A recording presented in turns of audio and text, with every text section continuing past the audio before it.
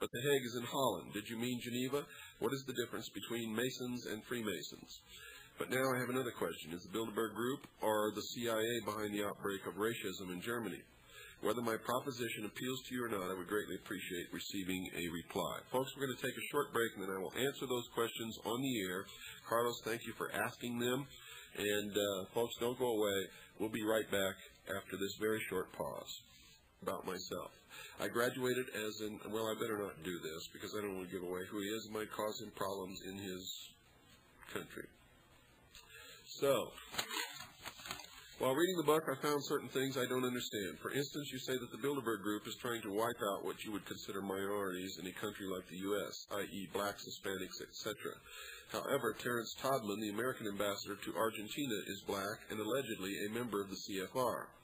As I read in the appendix on page... Can't stop loving you. I've made up my mind to live in memory. Welcome back to the hour of the time, folks.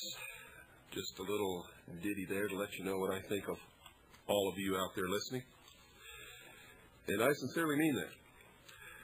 Well, let me get back to Carlos's letter here because I want to answer these questions. He said, while reading the book, I found certain things I don't understand. For instance, you say that the Bilderberg Group is trying to wipe out what you would consider minorities in a country like the U.S., i.e. blacks, Hispanics, etc. However, Terrence Todman, the American ambassador to Argentina, is black and allegedly a member of the CFR. Well, folks, as I said in my book, in fact, I wrote a whole chapter on Global 2000, the origination of AIDS and its purpose. There is a racial component to the group that wants to rule the world, and they have decided that blacks, Hispanics, and some other people in the world are what they call useless eaters. Now, I don't agree with that. Don't write me a letter and say I'm racist. I don't agree with that. I did not come up with the policy. I did not invent AIDS. I did not put it out to kill people. I'm just telling you that this is what I have discovered in my research. That it's true. And all of us have to band together and stop this.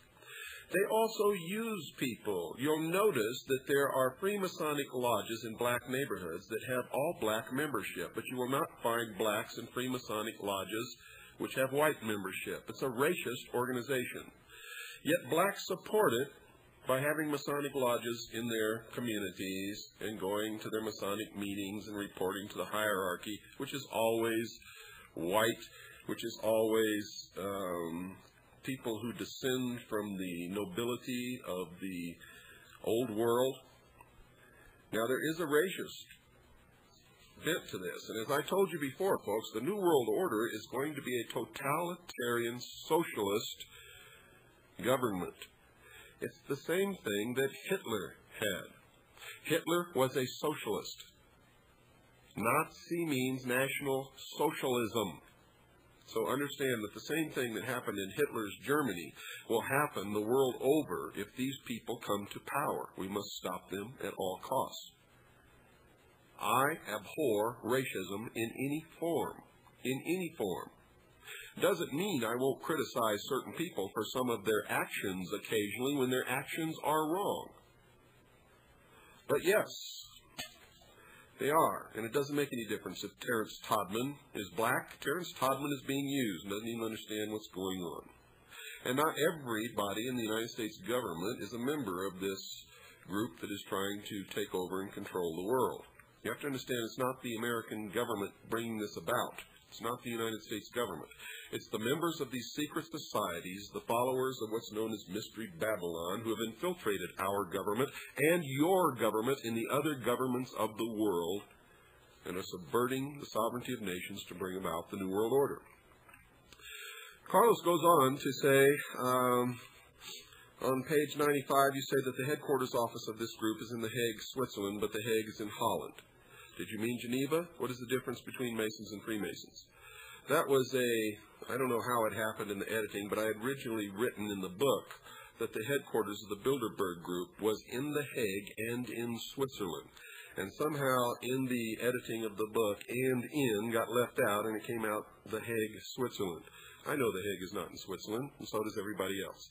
It is an unavoidable error. Unfortunately, my publisher is operating on a shoestring, and so am I. So neither one of us have the money to redo the plates and correct some of these small errors in the book. That's the biggest error that I've ever found in the book, folks. And the difference between Masons and Freemasons? None. They're both the same. Masons is just short for Freemasons. Now, that doesn't mean that a person who practices the craft of stone masonry or bricklaying is a member of a secret society. Most of them are not. And the Freemasons, as many claim, did not start out as a local trade, yokel, that's right, as a local trade union of stonemasons or bricklayers in Europe. Nope, not at all, folks. That's not where they came from. In fact, Freemason is misleading because it comes from the French free mason, which literally means the sons of light, and that's the true interpretation. The light, of course, is the sun, the ancient worship of Baal, Lucifer, also known as Satan. And he says, but now I have another question. Is the Bilderberg Group or the CIA behind the outbreak of racism in Germany? The people who are trying to bring about the New World Order, yes, are aiming for a resurgence of German nationalism, of fascism. The New World Order will be totalitarian, socialist in nature. That's exactly what Hitler's regime was, a marriage of the corporate state with the state of government and the suppression or repression of the people. So, thank you, Carlos, for your pointed questions. I hope I've answered them to your satisfaction and to the satisfaction of anybody else who may have wanted to know about that. While I'm at it, I get a lot of letters from people who want to know, Bill, what about the aliens? What are we going to do about the aliens? Well, folks, I don't know how this happens, but every time I've ever given a lecture, I've always said, hey, there's a possibility that the information that I saw when I was in Naval Intelligence was planted there to make me believe in aliens, so that I would help spread the alien threat philosophy so that people would welcome the one world government. I've always said that. Now, in the beginning, I didn't really believe that that was true. I believed that what I had seen in Naval Intelligence, the documents that said that all of this stuff is alien in origin, I believed that it was true then, as anybody would who saw top secret documents while in the service of their country and participated in briefings of high-ranking military and government personnel about those documents. I don't think there's anybody who wouldn't have believed them.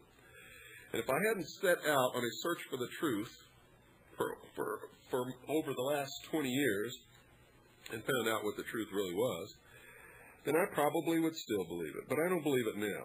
And for those of you who never read my book, it's been out for 2 years now. Okay, my book has been out for over 2 years now, and people still haven't read the book. And people call me and say, for instance, here's one good one they're always saying, Bill, you're totally discredited. Your book is a piece of trash because in there you said that Adam Weishaupt wrote Wealth of Nations. Folks, that's not what it said. In fact, I'll quote to you right now, right out of my book. It says, Adam Weishaupt published Wealth of Nations in 1776. And that's exactly what he did.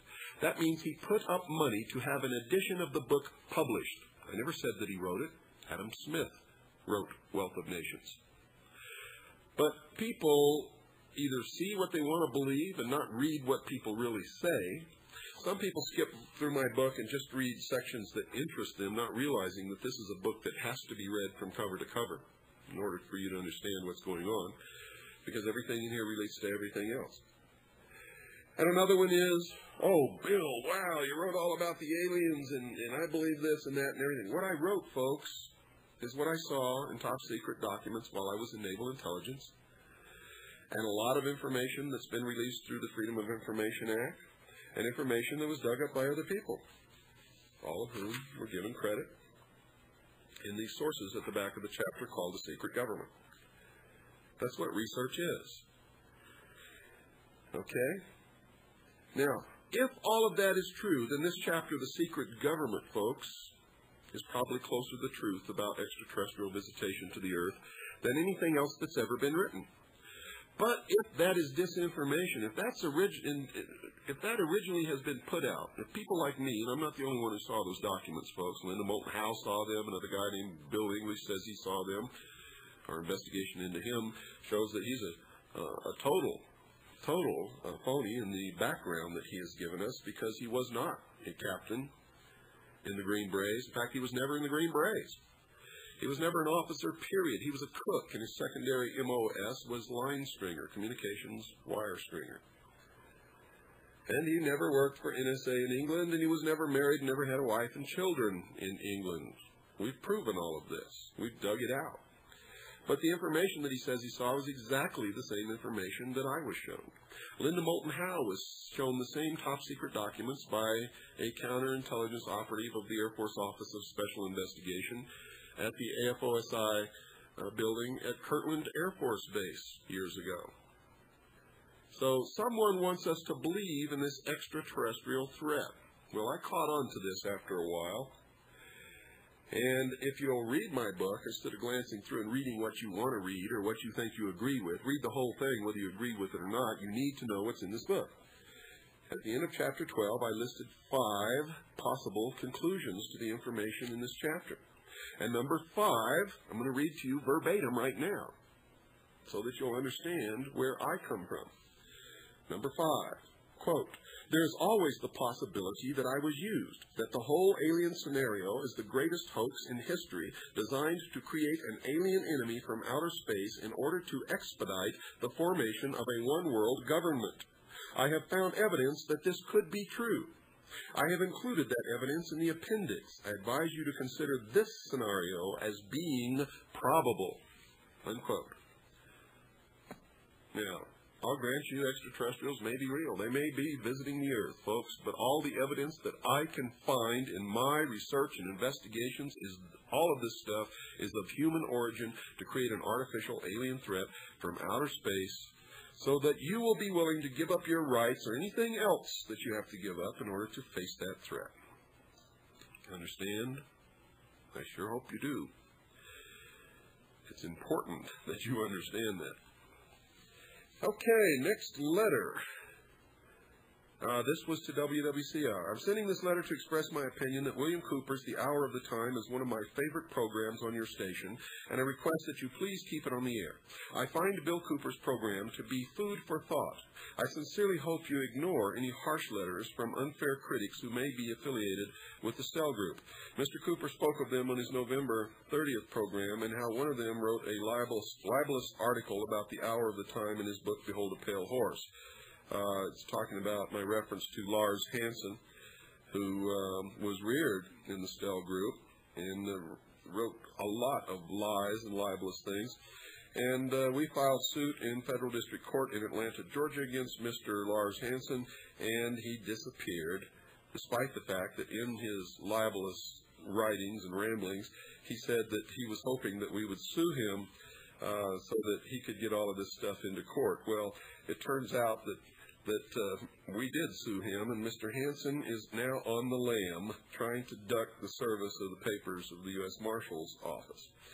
So, anyway, that's about how that is. And this writer goes on to, I haven't ordered the book or joined Kaji yet, but I'm concerned that a mystery school is trying to hound him off the air and take cheap shots at his program. I'm sure you feel the same as I do, but I thought I ought to write and show my concern about the Stell Group and its acts of libel and attempts at censorship.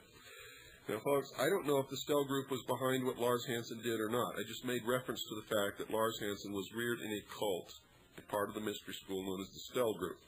So let's not go blaming the Stell Group if we don't have any proof that they did it. We know Lars Hansen did it. He happened to be a member of the Stell Group for a large portion of his life. The show of November 30th, it goes on to say, the show of November 30th had some flutter in the first few minutes of the program, but it was still listenable. Could you please send a QSL card? It would be very appreciated. I close a self-addressed stamped envelope. Thank you, Danny. And he's in Tennessee. Danny's in Tennessee. Okay, on to the next letter here, folks. Try to get through as many of these as I can. And thank you all for your help. Dear Bill, here is the SASE I told you I'd send. Please enclose and return the libelous document you mentioned. we're talking again about the Lars Hansen document. And the other one, we didn't know who wrote it, but offered a reward for their